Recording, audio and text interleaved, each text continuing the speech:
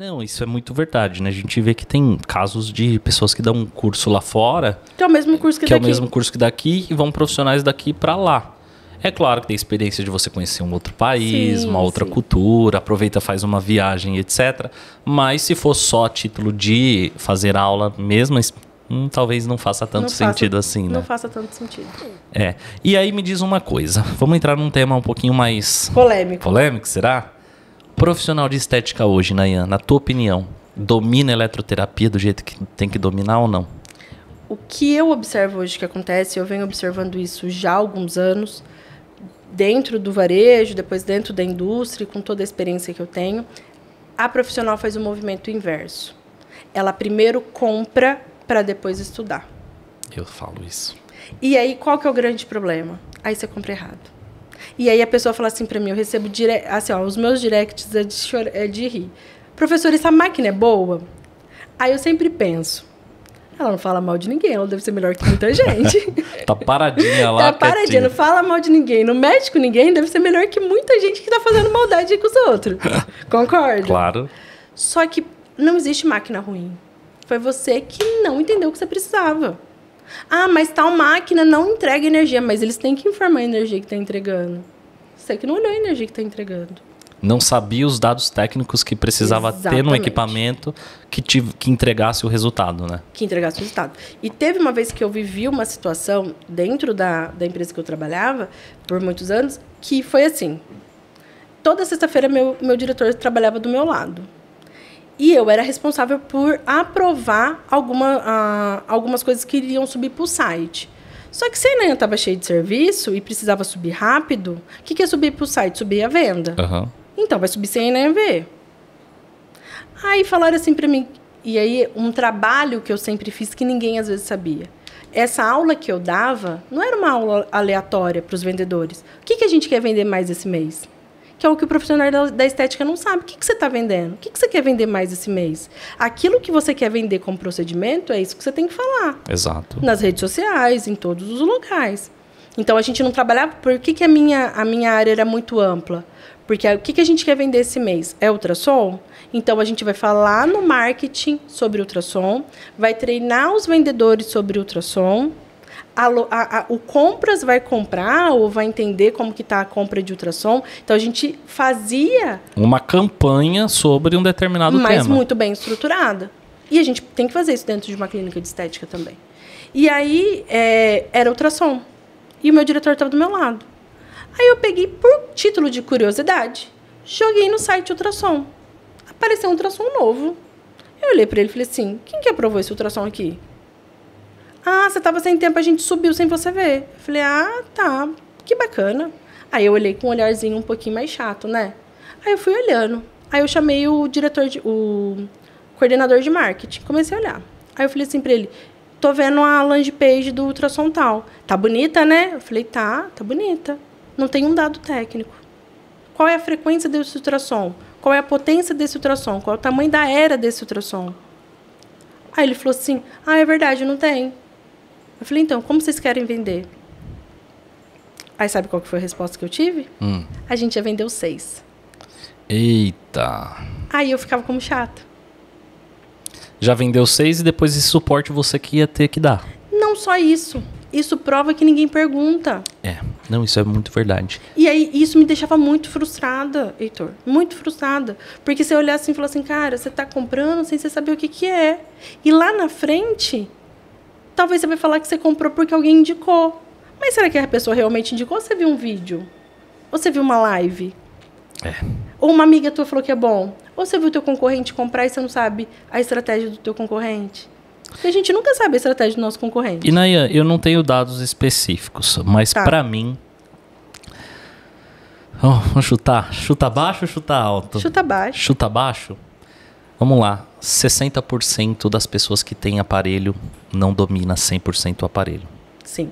E aí eu brinco... Não tenho esse dado, tá, gente? Mas Sim. a grande maioria das pessoas compra um aparelho sem dominar 100% a técnica. E aí a gente está falando de dominar, não é ligar e desligar, colocar o fio.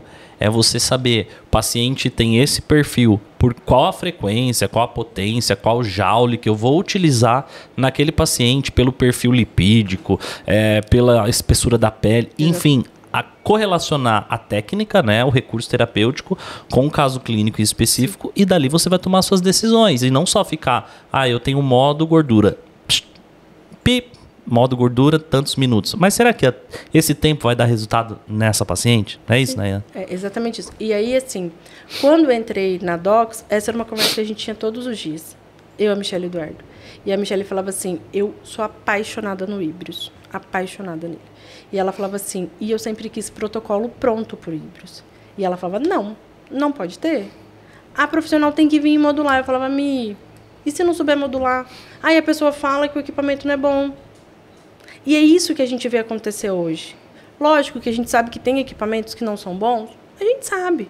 Mas hoje, a maioria dos profissionais tem, às vezes, uma Ferrari na mão e está usando como um Fusca.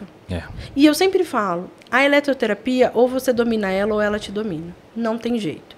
Então, quando você abre um equipamento, você não sabe cada coisinha que está sendo colocada ali, ou você está colando, quando eu falo colando, é pegando numa apostila, em algum lugar, ou você está usando aquilo que um professor mandou você usar, mas não te responde, você não sabe responder. Por que 1 e não 3?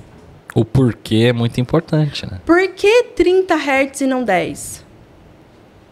Às vezes eu crio algumas coisas e eu faço pegadinha com as pessoas. E as pessoas não sabem responder.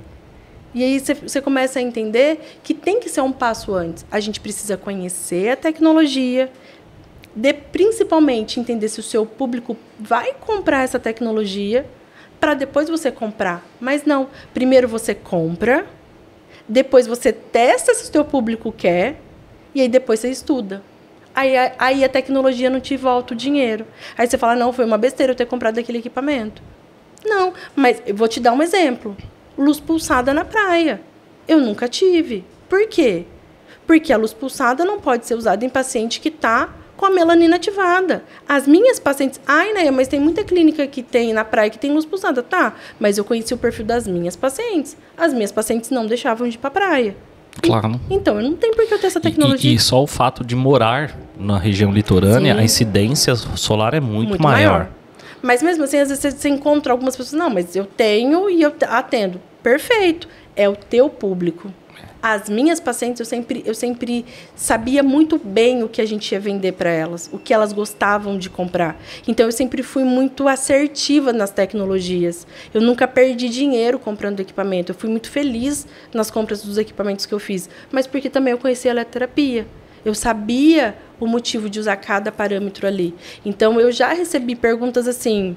que é uma situação que eu até contei esse final de semana. Eu dei um curso que envolvia eletroterapia também esse final de semana presencial. E eu contei essa história para as meninas. Meu primeiro curso na Shop Físio, chegou uma moça, eu estou dando aula, normal, e ela chamava muito Inayan. Inayan é um nome difícil, né? Sim. Não é um nome fácil. Não é um nome comum, né? E aí eu falei, gente, essa moça me conhece de algum lugar?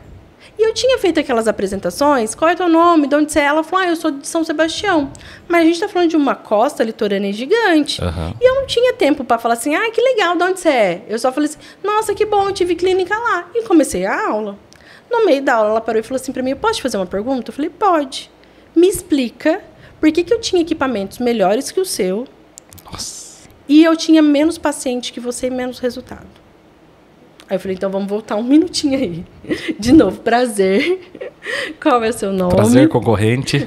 Qual é o seu nome? Quem é você? E aí, assim, não é que eu não conhecia meus concorrentes. Às vezes eu não sou curiosa. Você não tinha tempo para ficar olhando para concorrente. E é assim que tem que ser, amiga. Não, mas assim, eu sempre olhei o mercado.